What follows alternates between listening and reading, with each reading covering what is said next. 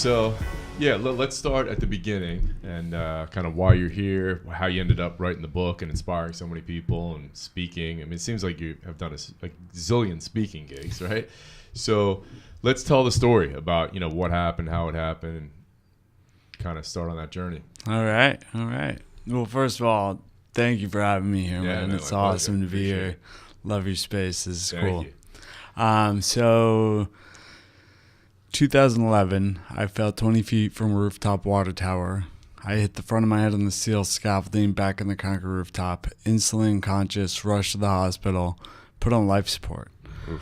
While I was in a coma, I was diagnosed with a diffuse axonal injury. And if you go on Google and you type that in, you're going to get source after source after source, all saying basically the same thing. 90% never wake up. Of the 10% that do, most are in a vegetative state. So I'm really lucky. I'm extremely fortunate. And just to give a little context, how old were you and what were you doing at the time? I was 27. I had my own sound equipment rental business. I had a recording studio in my ground floor duplex in Brooklyn. Nice. And I bartended. Okay. Pretty standard, like yeah. living the life in Right. New York, just like partying it up and having a good time and figuring it out. Yeah. Being a 27-year-old. Okay. And life was good. Everything was Yeah. Yep. I mean, yeah. Okay. Yeah. And then what were you doing on that roof? Hanging. Okay. I was with some. I was in. You're from Jersey. Yeah. You've probably seen the Manhattan City skyline Yep. from a rooftop. Yep. And it begs to be viewed from the highest point possible. Of course, yeah. So there was a water tower on the building where I lived for years. And I've climbed water towers hundreds of times. I mean, I grew up in the mountains and I climb, right? And so all my friends said I got up at like Spider-Man, like I always did. And then one of my friends was like, "Hey, how'd you get up from here?" And I said, "Hang out, I'll show you." And I swung down to show him. My hand slipped. And that was the beginning of my new life. Wow. So you I cut you off there a little bit. You were telling about the diagnosis is not good if you have that. Nope. Okay. So then what happened? So, well, I'm super lucky to have woken up. Yeah. I didn't eat, walk, or talk for months. My left hand was totally flexed inward like that. Okay. I was breathing through a tube in my neck. I was receiving nutrition through a tube in my belly. And let's say nutrition, because what they feed patients who are unable to eat conventionally, the ingredients are like corn syrup, soy protein isolate, corn maltodextrin, calcium caseinate, canola oil. Jesus. Yeah. Horrible. It's bad news. Yeah. So I mean, we could go on a whole rant on that. we No matter what you definitely have in the could. hospital, they give you shit food. It's awful. Yeah. It's, I mean, this is what we're feeding people. We're trying to get better, Right. So that's part of like my crusade is to influence a change in hospital nutrition. Yeah. So that is a whole nother tangent. Yeah. Yeah. So let's see. So yeah, while I was recovering, I mean, I worked really hard through several different things to recover my abilities. And long story short, about 10 months post-injury, I was steered towards a nutritional protocol. Okay. I'm super lucky to have been steered towards this type of medicine because so many are not, you know? So I was brought to a functional neurologist who did a blood test, saw that I had low protein levels, like certain amino acids were low. And I was like, "Doc, that doesn't make any sense. I eat meat with every meal, which I understand to be a complete protein. I have a protein shake every morning. What are you saying? Eat more?" And he's like, "No, you're not absorbing the nutrients you're ingesting." And he explained a leaky gut to me and basically put me on a gut repair protocol. Okay. Or a leaky gut protocol. Yeah. Which we've discussed in the past on the show, but for people who don't know, what is that exactly? All right. So, well, what is leaky gut, or what is the protocol? Both. Yeah. All right. So leaky gut is or intestinal permeability. Like if you do research like I do, go on PubMed or Google Scholar or whatever and type in intestinal permeability, you'll get more results than if you put in leaky gut. Okay. But what it is essentially when you eat something, you partially digest it in your stomach, and then it's passed on to your small intestines, and this is where what should happen is the food is broken down into individual particles like fatty acids, amino acids, glucose, vitamins, minerals, whatever. And then those particles can cross the blood-brain barrier, the gut lining into the bloodstream. So imagine this. Here you have small intestines. Down here you have the inside of the small intestines, the food, the chyme is what it's called, which is the paste. Then up here, let's say this is the bloodstream, the portal vein, which transports nutrients from digestion to the rest of the body. So what should happen is they're broken down and individual nutrients get into the bloodstream, and the blood goes, oh, I know what this is. We can use this over here. Cool. And it packages it up and takes it around. With leaky gut or intestinal permeability, this gets permeable, and now whole undigested food particles can cross into the bloodstream undigested.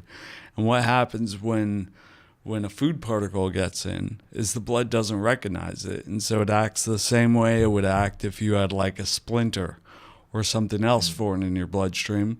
And what happens when you have a splinter? It gets inflamed, it starts swelling, inflammatory cytokines go there. And the other thing is inflammatory cytokines, which are basically chemical messengers that tell your immune system to inflame that area, they're small enough to cross even a healthy blood-brain barrier. So inflammation in your gut releases inflammatory cytokines, which can cross the blood-brain barrier, inflame the brain. When the brain's inflamed, communication with the gut is reduced. When that's reduced, the gut becomes more permeable, which allows more food particles in the bloodstream. So it's this vicious cycle that exacerbates itself. And so what's the diet? What kind of foods are typically removed for that? So it's essentially an elimination diet. To start with, pretty strict diet in conjunction with gut healing protocols, like and supplements like marshmallow root extract and L-glutamine and things of that sort. Okay. Like so you get rid of gluten, dairy, sugar, legumes. What else am I forgetting? Nightshades. All grains, right? Yeah. We actually didn't do all grains. Okay. I'm a big proponent of removing all grains, but we definitely got rid of all the inflammatory ones. Okay. While introducing those. And that's not what the book is about. The book isn't about fixing your digestion. Right. Because after my digestion was healed, then I started to regain clarity, and I was like, whoa, there's something to nutrition. Yeah. Okay. What's going on here? So I dove into research. I was listening to I'm relearning to walk at this point. Yeah. But we have the internet, so I'm listening to podcasts, I'm reading articles, I learn how to read peer-reviewed research, and I start reading that, watching videos, and reaching out to practitioners all across the globe, figuring out what I can do, because I'm trying to understand why nutrition made such a big difference. So I'm understanding digestion and metabolism, because that's where we get the nutrients, right? That this is the beginning of it. And if our digestion isn't working, nothing else is. So once the digestion was healed up, then all right, what are the nutrients that power my brain cells? Yeah. My neurons, my glia. What is going to do that? And that's what How to Feed a Brain is about. Yeah. So what is the nutrition to support brain function? Awesome. And I have a bunch of questions, and I want you to expand on that a little bit. But just to backtrack for a second, just take us back and tell me a little bit more about this 10-month journey. And, like, what's your mindset like? Like, what's your daily routine like? Who's there with you, supporting you? And if the prognosis was so, dire and negative, like, how are you dealing with that? Like, just take us through that a little bit. Yeah, thank you for bringing me back to that. Like, seriously, I work with brain injury survivors a lot, and the biggest determinant of a successful recovery is the support system. Okay. And I am so fortunate to have had a amazing support system. My mom was there within hours. Within hours, she was by my comatose side, and as I was getting better, my friends started visiting, and how long was she there before you were able to actually, communicate with her? I apparently, so I had 2 comas. I came out of my first one like 12 days later, and I have no memory of this. But then a week later, I was up for about a week, okay, and then I developed breathing problems, and I was put into an induced coma. Okay. And from that coma, when I woke up from the second one, that's when my memories vaguely began, because they're very, very foggy memories. And that's where my mindset was. It was very foggy. Yeah. Very foggy. I continued in that for a long time. But the mindset, when everything's been stripped, like, seriously, I couldn't eat, walk, or talk, and my left hand was jacked up, and I played guitar. Yeah. And I sang, and it was like, my life's over. Right. Like, geez, my life as I know it is done. And this sucks. This totally sucks. But then I'm looking at my circumstances. I'm looking at my hand, and I'm like, you know what? I'm on this ride either way.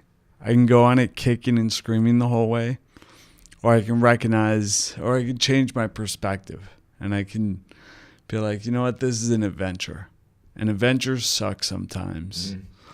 But that's where Adventures in Brain Injury was born, and that's the name of my first blog and my podcast, which I love and it's so far beyond brain injury at this point. Yeah.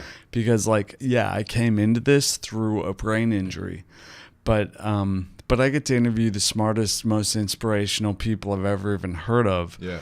About optimizing brain function and getting our mindset where it needs to be. Because if we're gonna change our behavior to anything really, whether an injury or not, we need to be motivated to do so, And where do we get that motivation? Well, necessity's one spot, which is kind of where I was at. But then that's not even, as soon as we're not dependent on changing it, that doesn't really go any further, right? Then the next is purpose. And finding that purpose was what changed everything. Everything shifted once that happened. And at first, that purpose was not within me, but it was within the people that were there every day playing cards with me. I was like, you know what? I have to. I need to do this for them. Yeah. And then later, the internal purpose that came about. But yeah, that's what kept me going, kept me ticking, and kept me. I don't like using the word fighting, because it implies some sort of combativeness. But but you were kind of. Yeah, I mean, I guess so. And fighting against my own, kind of negative talk and whatever else that would bring me down. I like to think of it as like choosing where you place your attention. So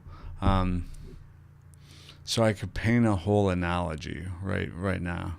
Let's do this. All right. Imagine your brain as a garden. Okay. And imagine you have 86 billion plants in your garden to represent the 86 billion neurons in your brain. Your thoughts are like the seeds, and your attention is like the sunlight and water.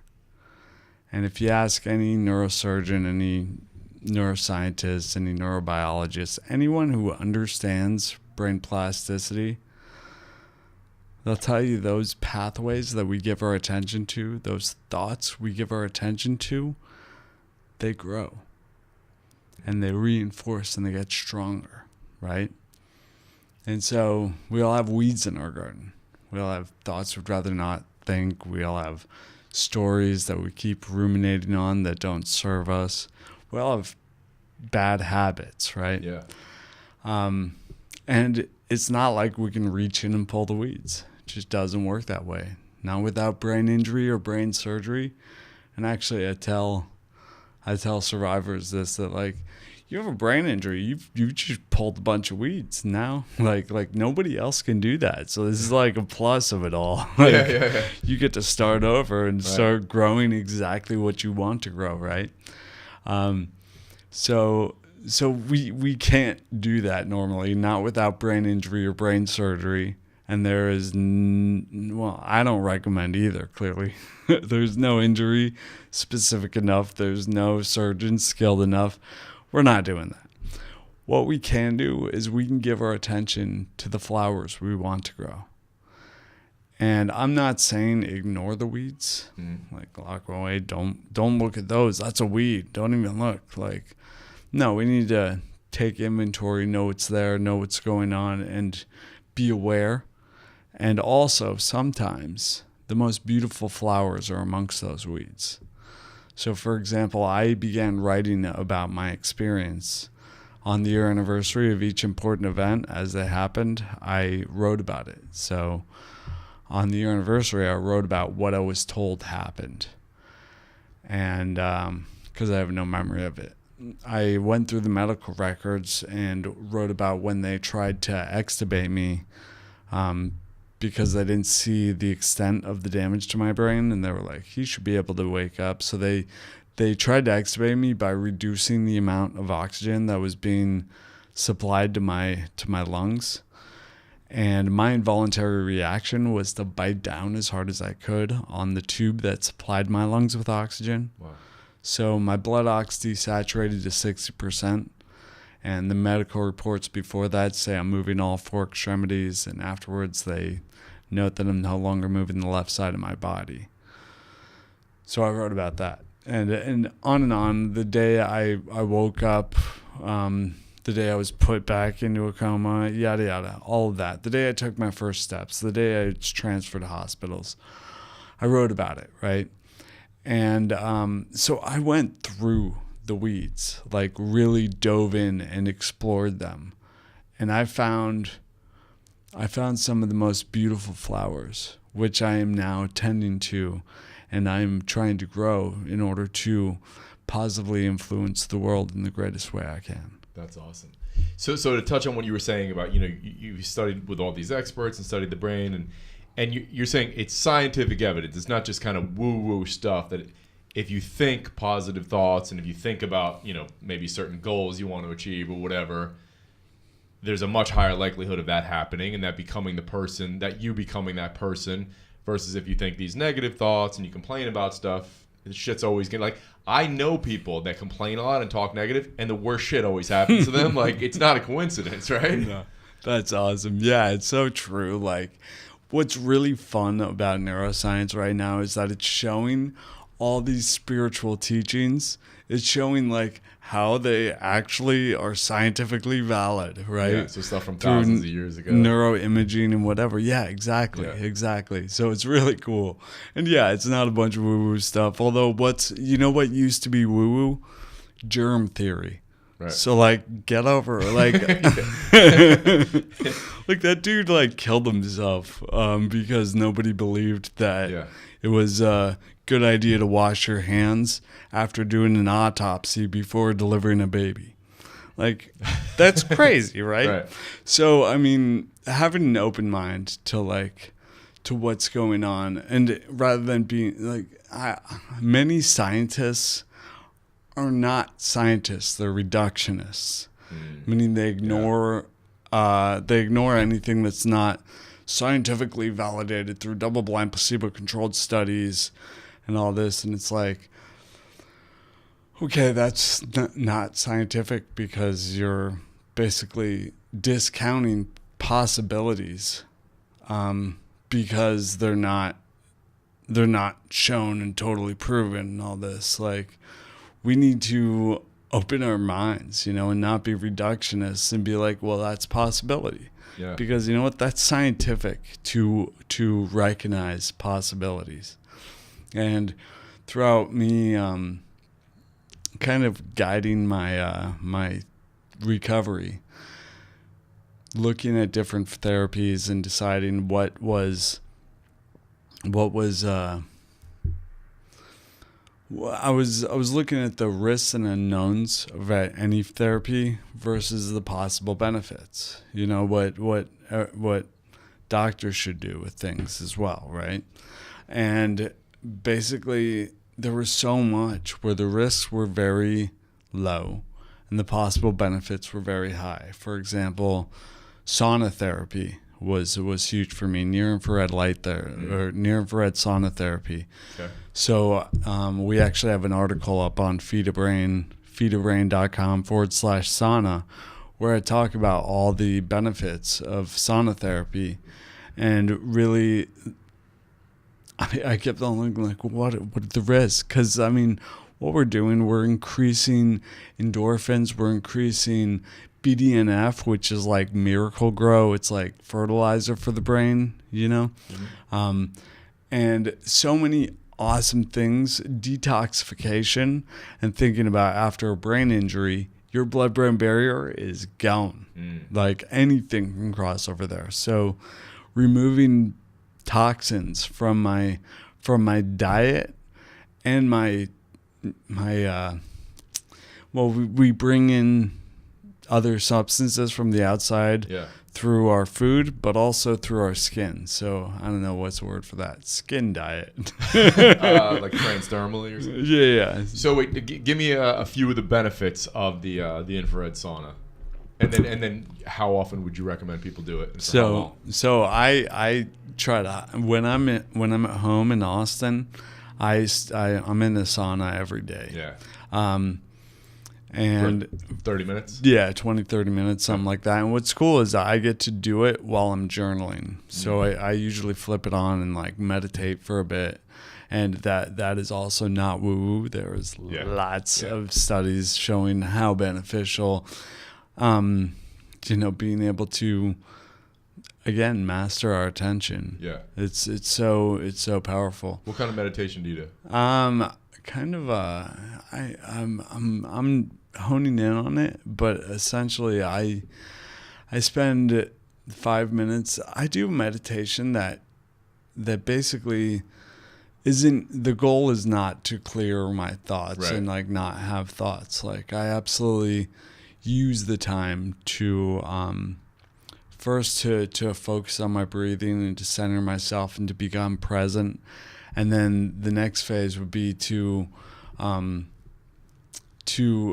appreciate. And that's extremely beneficial, is appreciating what is, Yeah. And then the third would be envisioning. So thinking about, visualizing what the future could be, what my position is in that future. And it's really important to put myself in the future, in whatever I'm visualizing, because what you do by visualizing is actually build neuroplastic change in the brain. Like visual cortex lights up, and like this has been done. Yeah, that's for another years. thing that people might have thought was kind of this woo-woo existential Right. thing, but I mean that's really proven too, and successful athletes have done it for Exactly. years. That's what I was going to bring up. It. Aaron Rodgers, a lot of people. So you're doing those things while you're in the sauna. What are some of the other benefits of the sauna? All right. So increase BDNF, which is brain-derived neurotrophic factor. It's good stuff, really good stuff. Just enhances the building of these connections. You're also releasing endorphins, which feel awesome and invigorate. Just amazing there. Detoxifying. So your skin is your largest detoxifying organ. And you detoxify by sweating. I think everybody should sweat every day. Yeah.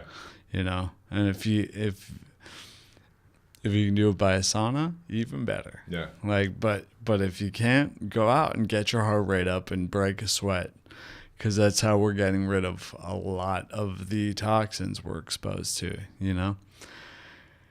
And yeah. Now, when you try to do the sauna immediately after a workout? No, or it doesn't matter. I just wake up usually. Oh, you just do it right away? I just wake up, flip my sauna on, I meditate for a bit, I jump in the sauna and I write. Okay. Until I'm like sweating all over the page and I can't do it anymore. Yeah. and then I get out of the sauna and I hop into a freezing cold shower. Okay. And that also there's about 5 minutes. In the shower, in a freezing cold shower, I only do it for like a minute or two. Okay. And then I'll put the water on like warm, okay. And take a shower. I don't want to like be freaking out the whole time. But there's there's so many reasons for that, and one of them is a neuroplastic reason to help to control your limbic system, because when you hop into a cold shower, your limbic system jumps and it goes, whoa, get out of here, right? And then your frontal lobes need to be like, nope, it's cool. It's just a cold shower. You're gonna live. It's fine. Breathe through it. So you breathe through that, and you learn how to control your limbic system. And that the adage that Donald Hebb came up with, who is one of the most important adages in neuroplasticity, is that neurons that fire together wire together. So your limbic system is firing, and your frontal lobe then starts firing and telling your limbic system to control itself. And that pathway is strengthened every time you do it. So it gets easier and easier. And then you got to find something else that throws your limbic system for a loop. So let's talk. So you do that first thing in the morning, and then let's get into more. I'm interested in your morning routine, what you do, like if you do any intermittent fasting or anything like that, and then let's just expand on nutrition for feeding a brain. Nice. Intermittent fasting, essentially, yeah, definitely intermittent fast, but only when I feel like it. Okay. Like I'm. So you're not watching the clock. It's not real rigid. No. Yeah. It's I will be like, I'll be like, all right, last meal was last night at 6 p.m. Cool. Do I feel like eating? Yeah, not really. All right, cool. And just like, but if I'm like, all right, I'm hungry, I'm gonna eat. Yeah. But I do like stretching that, Yeah. Just moving it out bit by bit. One of my favorite things is bone broth fast. So I make my own bone broth. Okay. And I'm a huge fan of making your own bone broth. It's fantastic. Yeah, Jen makes bone broth. Nice. Yeah. Nice. Do you have it daily? I mean, not when I'm on the road, really. Right. Yeah. If you were home, would you have it daily or a few times a week? A few times a week. It's like if I made a batch. If I ran out, like, I don't really feel like making it right now. I'm stinking up my apartment. Right. Actually, not stinking. It smells amazing. Yeah. But yeah. So yeah, I do it pretty often, several times a week usually. Okay. But yeah, bone broth fast. Bone broth fast. You just having bone broth? Just bone broth. Yeah. For how long would you do that? I did like 50 something hour one. Okay. Not too long ago. Yeah. Yeah. You could probably go longer. Yeah. But yeah, that's Okay. And do you have any specific kind of like, do you do water and lemon in the morning, or when do you have coffee? Like, is there any specific timing to that around optimizing your brain function or anything, or not necessarily? Personally, I don't do water and lemon. Okay. I think that's more of a digestive thing, Yeah. and my digestion seems to be pretty solid. Okay. But I did have to troubleshoot that. When you have a brain injury, again, communication with the autonomic nervous system is disrupted quite a bit, and that includes digestion. We often say brain or the gut is the second brain, right? And seriously, it might as well be part of the central nervous system. The amount of communication between your brain and your digestion, it's huge. So yeah, an injured brain screws up your digestion. But my morning routine, it kind of switches up, Okay. Yeah. I'm on the road a lot, and it switches up there, and I kind of do what feels right, and guided by intuition, which at first does not work. Working with Right. clients are like, I really felt like having a cupcake, so I had a cupcake, and I'm like, Yeah, no, you're you're addicted to cupcakes. Right. You're addicted to, casomorphins and glutamorphins. Those are compounds found in milk, casomorphins, and wheat, glutamorphins.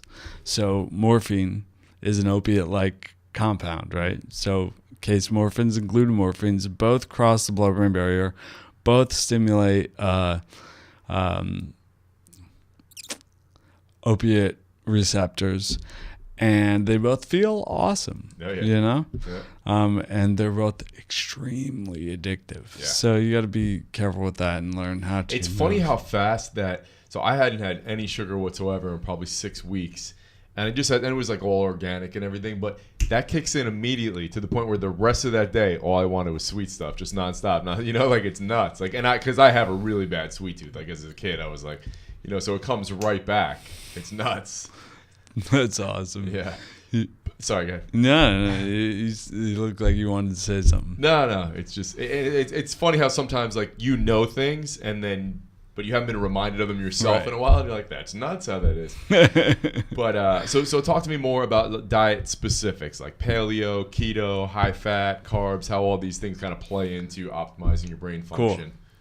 So paleo, definitely that was the template that made the most sense to me as I was recovering. It was the most scientific. It was like based in evolution, which science is based in, Yeah. And so this ancestral approach to nutrition made a lot of sense. It's funny. I had just a friend of mine was like, I don't think we'll ever know what the right. We always hear like, butter's good, butter's bad, trans fats are good, trans fats are bad. Like, they're just switching it up all the time. He said, I don't think we'll ever know. And I'm like, no, I think we could figure that out. We could put a man on the moon. We can do amazing stuff. We got Elon Musk like building his own rocket ships and taking us to Mars soon. I mean, we can figure out what is optimal for our health, and what is detrimental. It's much more likely that corporate interests and whatever, just financial interests, are in the way of science on all this. Yeah. I digress, but yeah, paleo made a lot of sense. It's a good template to start with, because it's like, what have we been doing for the majority of our evolution? Well, yeah, let's do that. Let's go back to that, because it looks like everything we're doing since we started messing with things and started creating industrial food products, like that's where things kind of got screwed up with our health. So I know your audience knows all that stuff. So that made sense as like a good framework. And then, all right, so now why or what are the nutrients for my brain cells? And that was there was a lot of research that went into that. A lot of really, really amazing practitioners doing good work out there to help figure those things out. At one point, I reached out to Dr. Alex Vasquez, who I don't know if do you know him? So he's a freaking animal. He's got 3 doctorates: Doctor of Osteopathic, Doctor of Naturopathic, and Doctor of Chiropractic Medicine. Wow. He's on the board of the Institute of Functional Medicine, written over 120 articles in peer-reviewed journals, 20 textbooks. Not 20 books, 20 textbooks. Damn. And he also runs the International Conference on Human Nutrition and Functional Medicine, which I reached out to him because he also was an adjunct professor for Bastyr University at the time. And he made online resources available to them. Like, he would record lectures and he'd post them up for them. But he, when you post something on YouTube, you get, would you like this video to be public, private, or unlisted? Mm-hmm. And he checked public. So I was able to watch these videos, these high-level courses that he was teaching and absorb what he was teaching. Yeah. So then I found him on Facebook. I sent him a message, and I was like, hey, I want to thank you for the online resources you make available. And he said, and I told him a little about myself. I showed him my blog, and he goes, wow, Cavin, we have the International Conference on Human Nutrition and Functional Medicine coming up, and there's an entire day dedicated to the brain. He said, you should come. And I mean, this is for medical students and practitioners, but this guy invited me. Like, I had to go. So I hopped on a plane for the first time. There were vestibular issues involved with that, but I made it there. And eventually, and on the brain day, Dr. Vasquez looks at me and he's like, hey, I'm going to grab a cup of coffee. You want to come? And I was like, of course. Right. So we're grabbing coffee, and he says, all right, Cavin, what was the number one most effective therapy you did after your injury? I said, honestly, Alex, healing my gut. And we started talking about the gut-brain axis, stuff that I had probably learned from him, Mm-hmm. And he goes, wow, man, we need you on stage. How do you feel about being on stage in about 20 minutes? And so next thing I knew, I was up there. No shit. Yeah. Wow. And with no preparation? No preparation, impromptu speech to hundreds of practitioners and students. Yeah. Talking about brain nutrition. And afterward finished up, the crowd began clapping, and I looked over and saw like hundreds in the audience. And I was like, I can make a difference without a degree, Yeah. And so my path began to crystallize. And Dr. Vasquez and I stayed in touch. And at one point, I reached out to him and I was like, hey, Dr. V, I'm looking for a good resource on brain nutrition. Can you point me towards something? And he was like, no, not really. And I was like, what do you mean? There isn't one? And he was like, not one I would point you towards. And I was like, you should write that. And he said, no, you know what? You should. And so that's wow. where How to Feed a Brain came in. Very cool. And there is a lot of great information out there, but putting it all together, that's where it got really tricky. And so I wanted to create the resource I wish I had, so that I knew what to feed my brain for optimal brain function, because that's essentially what I was doing to repair my brain, was give my brain exactly what it needed to function optimally. Yeah. And so what are some things that people should be doing and eating? So high fat, I'm a fan of, like the right kind of fat. Mm-hmm. In fact, you can go to feedabrain.com and you can download the fat handout or the fat guide that I created for the book. And like, yeah, that's important. Getting the right produce. And why is that important? So ketones, essentially in our liver, our body can take fat and produce ketones, which is a much more efficient burning fuel with less free radicals produced through that sort of metabolism. And ketones, when our body's actually producing them, it's really powerful, and they're actually being used. It seems to be really powerful, especially for the brain. So for the brain, and this is really cool, actually, when you have ketones present and glucose present, the brain preferentially uses up the ketones. So that's really cool to know. Ketones have less free radicals, right? So it's just like, it's more energy, less toxins. Okay. It's awesome. Yeah, and super neuroprotective. There are so many studies that show that when we introduce ketones directly after an injury or before, it's neuroprotective. It's a neuroprotective way of metabolizing, and it prevents further damage after an injury, because often there's a chemical cascade that happens in the brain after an injury. Specifically after a diffuse axonal injury, we get a huge calcium cascade, which causes all sorts of apoptosis, which is cell death. So yeah, ketones good. So high fat. Give me a couple sources of fat that you really like, and then some other foods that should be essential that are included. Well, we just had one, which is coconut oil. Yeah, coconut oil is great. Ghee, I'm a big fan of ghee. Okay. Fish oil is awesome, but fish oils are not created equal. Right. Look on the bottle. Make sure you have high amounts of EPA and DHA. Like I try to get several grams of DHA every day. Okay. That stuff's good. Let's see.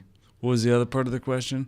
Just maybe one or two other examples of foods. They could be fat or just foods in general that you like for feeding foods the brain. in general. Yeah. I love seaweed. Okay. We often don't get seaweed Right. in our diet, and the reason we have iodized salts is because we don't get very much iodine in our diet, and our government noticed this and was like, well, we need to help people get iodine, so let's put iodine in the salt. Well, iodine is in huge concentrations in sea vegetables, so big fan of that. And these are just things that we usually don't get. So how would you recommend people get them? Get like kelp flakes or something like that, or dulse or right? Yeah. Yeah, absolutely. Get the flakes. You can get them at stores, but the fact is, most of us don't eat them. I've gotten the flakes and they're like still in my pantry, like now super stale. Right. I go through a phase where I'll use them for a few weeks and I forget them for right, 4 right. months. Yeah. Exactly. So what I do is I actually get supplements of kelp and dulse flakes, and I alternate between them. I might throw in some other things like sea lettuce or something like that, but I alternate them each day because it's good to get different kinds of sea vegetables. Okay. So you can. And what are the other ones you get like in the Japanese section? Like is it nori or something? Yeah. Okay. Yeah, that's nori. a good option too. Yeah, or it's sushi, right? Right. Yep. Yeah. But then you're getting a lot of rice with the sushi, which is okay, but careful on your carb intake. Yeah. do it for your brain. Yeah. Yeah. So sea vegetables, and actually I put on my website there is a supplement guide, which is like 5 supplements that I take. Okay. And on there is dulse and kelp supplements, and it also shows you where to get them, and then also organ meat pills. Oh, okay. Because who eats organ meats all the time, right? Yeah. So But there's that's something you believe in. Like if you could, like some bone broth, organ meat, all those things are great. Yeah, right. I mean, you think about what we used to do. We'd kill an animal. Yeah. We'd eat everything. Right. I mean, when a lion kills an animal, it rips their innards open, and eats their guts first, right? And sorry to get graphic, but that's what happens. That's where like prized meat is, and it goes bad really quickly. So you want to eat that right away, right? Yeah. And so we don't do that. That grosses people out, and I get it. So having organ meat pills is really cool. And the other thing is nobody eats brains. Guess what brains are good for? Brains. Brains. I don't think I eat brains. I am not eating brains. Right. Well, so actually I was in Dallas, and I'm actually going to Dallas soon again, and my business partner and I went to this taco joint that my functional neurologist told me to go to. And I see on the menu they have brains, and I'm like, I see why you sent me here. He's like, yeah, man, Lucidrill's in there. It's good stuff. And so, I mean, yeah, but brains, and you're not eating brains. Right. By the way, they taste pretty good. All right. They're like chicken. the delicacy. Not chicken. They're not chewy. They're very gelatinous texture. No, but that sounds hideous. Oh God. Melts in your mouth. It's awesome. I'm sure. So yeah, you can get desiccated brains. So there's this company that I'm a big fan of called Ancestral Supplements, and they make desiccated organ meat pills, because like just having liver, that's also like just eating the liver. What about all the other organs, right? Yeah. So they have all sorts of different organs, and then they do a blend where they blend different organs together. And you can use the coupon code Feed a Brain with them, and they'll give you, I want to say 10 or maybe 15% discount. What's the website? It's ancestralsupplements.com. Okay. Yeah. Cool. Check that out. Yeah, check that out. And they have brain. See, maybe in a pill I can do it. There you go. I'm not chewing it down for sure. So what about, you mentioned low carb there. So why is that a good idea for optimizing brain health? Again, we're talking about the ketone metabolism. So we want to, if we have high blood sugar and high ketone levels, we're going to have ketoacidosis, which is deadly. So we want to keep our carbs down, which allows our liver to make more ketones, because essentially our liver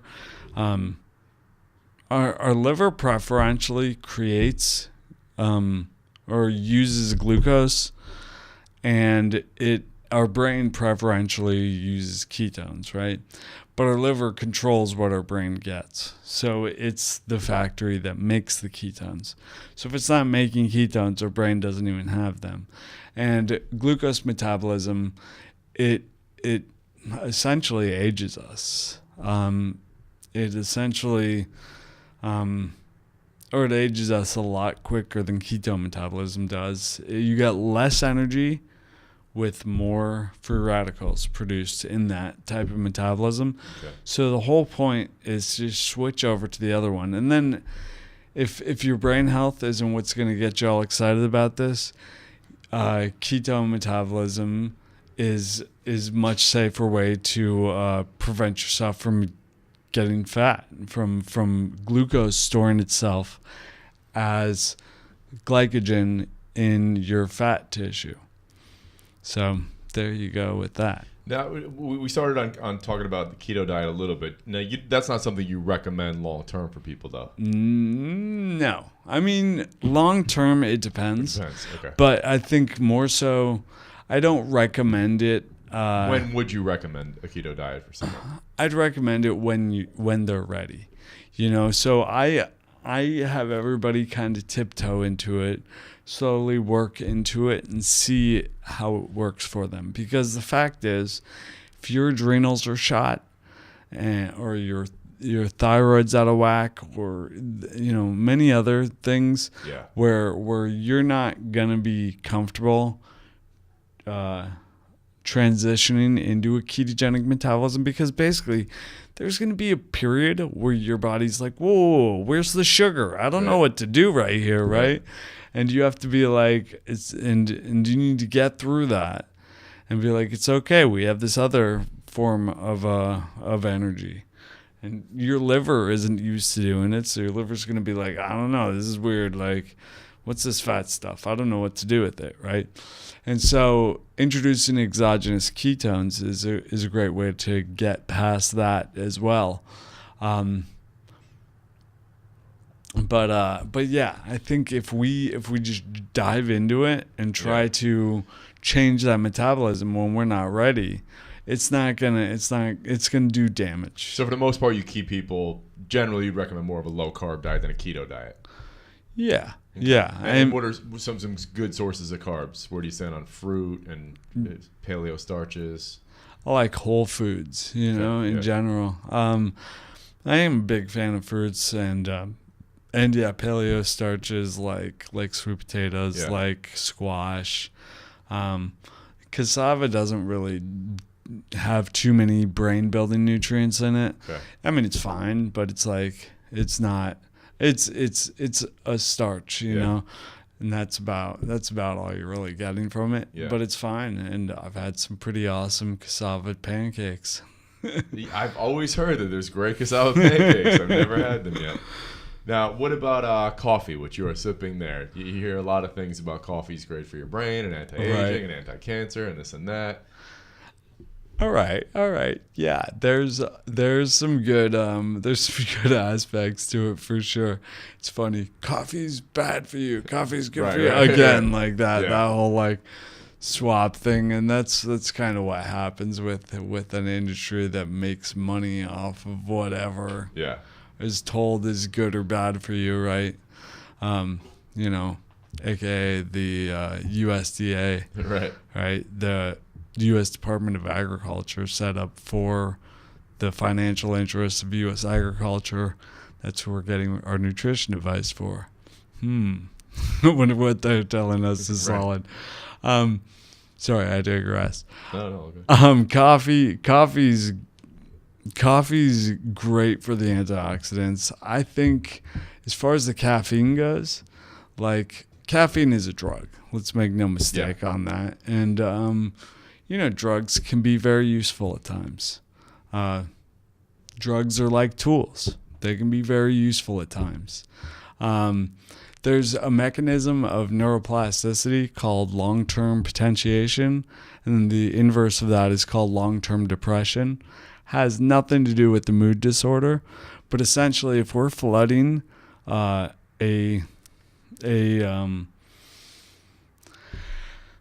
complex do you think I can get with as far as like neurons, postsynaptic, presynaptic neurons? Yeah, if it gets, get carried away. Cool. You can rein me back in. All right. So when we send a signal, you have the presynaptic neuron, which is the neuron that's sending the signal, and then it goes to a synapse, synaptic. So the pre is the one sending it, goes to a synapse, and then you have a postsynaptic neuron, which is the one that's receiving that signal. So what happens if you flood a neurotransmitter, which is caffeine, is going to have your brain be pushing out more neurotransmitters, right? And so if you start flooding this postsynaptic neuron, after a while, it's like if somebody's at your door just like knocking incessantly and you answer it and it's like, here, and like after a while, you're not going to answer the door when, if you have telemarketers calling all the time, you're going to stop answering the phone, right? So it's like, that's called long-term depression, where the receptors on the postsynaptic neuron are decreased. There's less of them, which means it takes more of a stimuli to affect the change. And that's a really complex way of explaining tolerance, right? So when we first have coffee, first time you've ever had coffee, you're like bouncing off the walls, like bing, all right. But then after a while, like you need it just to get through your day, right? So that's something to be careful with coffee. Sure. I tend to drink decaf to keep to keep the sensitivity up, because decaf actually has caffeine, not as much, but it definitely affects you. And so that's how I do that. But I love coffee, especially when it's all buttered up with some good like coconut ghee. Some people use butter. I don't because I have a reaction to butter. And so ghee is fantastic because it essentially is removing the milk proteins and the milk sugars from the butter oil. And so most people that have an issue with dairy can usually tolerate ghee, right? Yeah, exactly. Usually. Yeah. Cool. So do you have any issue with too much protein? Mm-hmm. You do? Yeah. Yeah. Okay. Yeah. I think you want to, if you're working out a lot, you probably can have way more than somebody who's pretty sedentary, you know? Now, even then, though, is there a trade-off where you're just kind of optimizing your size and strength versus longevity? Right. Yeah. Absolutely. Yeah. Right. Yeah. It's funny actually. Ben Greenfield said like, these triathletes, these triathlons I'm doing, they're not healthy. Right. But I love them. Yeah. That's the thing. It's like you're trading off. Like, is this?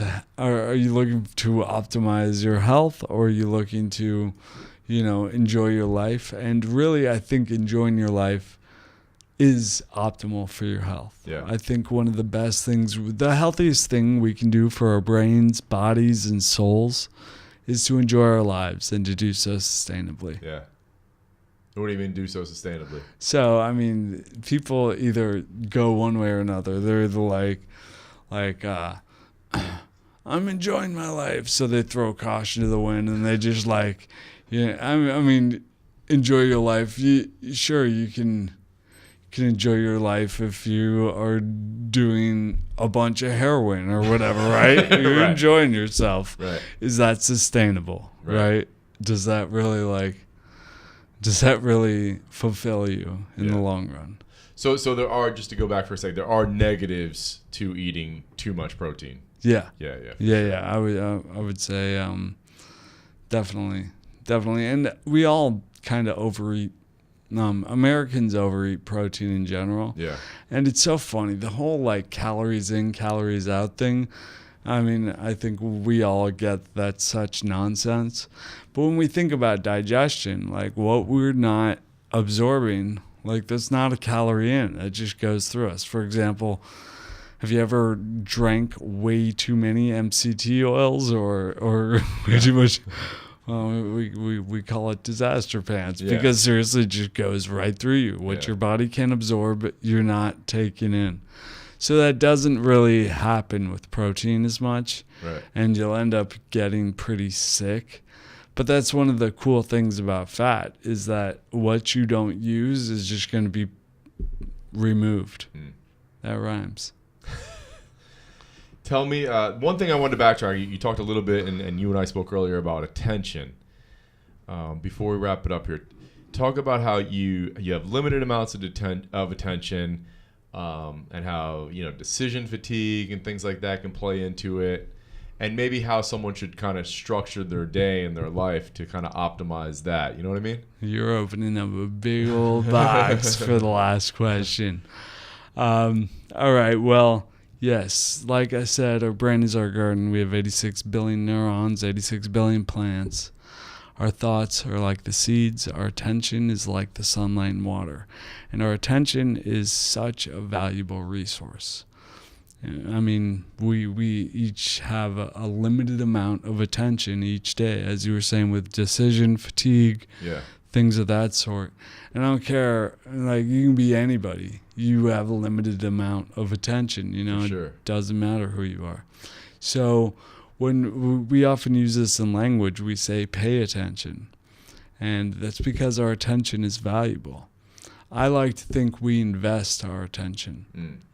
And so, if I could interject one thought here is why this is a perfect illustration of why I think people who try to work 18 hours a day are getting it wrong, because you're not really getting productive work done. Like, you can get productive work done for about 4 to 6 hours a day, right? I mean, it's really hard to just grind. Like, most of that grind is just shit work, you know, or you're just driving yourself insane and causing more anxiety. Right. Yeah. I mean, it depends on if you're doing mindless work. I guess those 18-hour days. To your point, isn't it hard to have like really focused attention for 18 hours a day? Yeah. Absolutely. Yeah. Absolutely. So that's like the difference between manpower and actual like focused attention. Yeah. Yeah. Absolutely. So when we're paying attention, we're actually giving this valuable resource, we're paying this valuable resource towards something. I like to think we invest our attention, because we can make wise investments, we can make poor investments, you know. If we're investing our attention in something that doesn't really serve us or our community or friends or family or people we care about, like, that's pretty poor investment, right? Yeah. Whereas when we can invest our time and attention into something that's going to benefit the people around us, the lives amongst us and ourselves, you know, that is a wise investment. You know, like hanging out with you right now, super wise investment. This is a great use of my time and attention. Absolutely. It's an honor to meet you. I'm loving this. Thanks, man. So yeah, I mean, and just being cognizant of that, and what takes our attention is our, you know, Feed a Brain is all about our nutritional diet, right? But we are also exposed to all sorts of things that come in that make up our sensory diet. So our brain receives input from our senses. That's what our senses do. They relate things to our brain so that we sense them, right? And our senses demand attention also, to some degree, right? For example, if you hear a gunshot, your attention's going to that gunshot. It demands it entirely. And I'm using that as a pretty like strong example, but like having your TV on, playing some mindless, you know, whatever. That's somehow taking your attention. Watching commercials, whether you're watching or not, they're entering in. That's part of your sensory diet, right? Yeah. So something I do in a workshop is I take I have people write down what some of their flowers are in their garden, right? We talked about the flowers in your garden, the things you want to grow, the wise investments, for example, right? And then the weeds, I have them also write down some of the weeds in their garden. And then we write their sensory diet. So what are they exposing themselves to? What are their senses exposed to? We write down some of those and then kind of determine whether we are watering and giving sunlight to the flowers or the weeds with each of these sensory diets. And many of them are both, but then we can kind of like dig deeper into that and be like, all right, so how is it feeding this, and how can we direct it so that it's feeding the flowers and not as much the weeds? Remember those tapes? Like, they were like, listen to this while you sleep and you'll wake up and be able to speak Spanish, right? Right. It never really worked. Yeah. But, like, you were... That's why I failed Spanish class. But they were... I mean, there definitely is something to that, right? Yeah. You're still receiving input. Right. And I work with a dream weaver. A friend of mine, she helps you remember your dreams and take and to understand what they're what they may be telling you and working with them. You know, it's really cool stuff.